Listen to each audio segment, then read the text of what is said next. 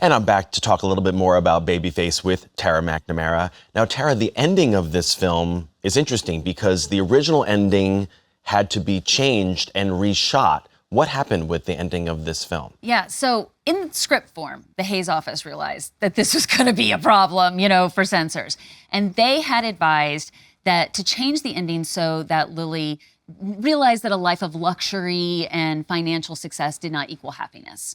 And so that is the ending that we see with her getting the jewels and the jewels falling on the ground and her husband's in her lap, with his head bleeding out.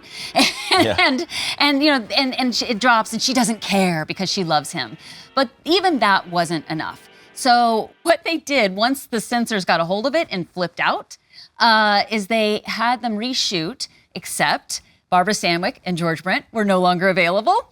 So they have the bankers, the board members getting together and they discuss, so good that Lily, gave all the money back and saved the bank. And, she and her husband moved to Pennsylvania and they're part of the working class, broke but happy. Wow. It's just amazing how in so many cases, they just didn't care if it was good or not. No. It just, all that mattered was it okay morally? Yes, right. Because they didn't want her to end up rich. That she did it Right. and she's still rich. Yeah, her husband's going to be a little wonky now, but That's so interesting.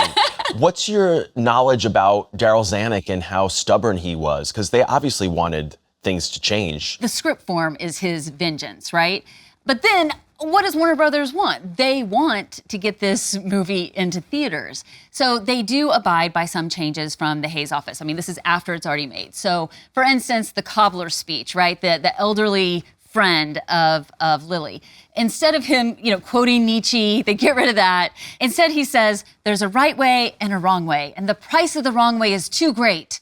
And he says, be clean, be strong, defiant, and you will be a success. And it's still rejected. Warner Brothers winds up having to cut 1,000 feet of film, including a lot of Lily's earlier conquests. I don't know if John Wayne stayed in there or not for that final cut. And Darryl Zanuck gets fired.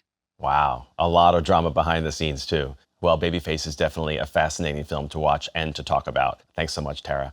All right, stick around because coming up next, Tara and I will talk about another movie about a gold digger, this one a little funnier, from 1934, starring Jean Harlow.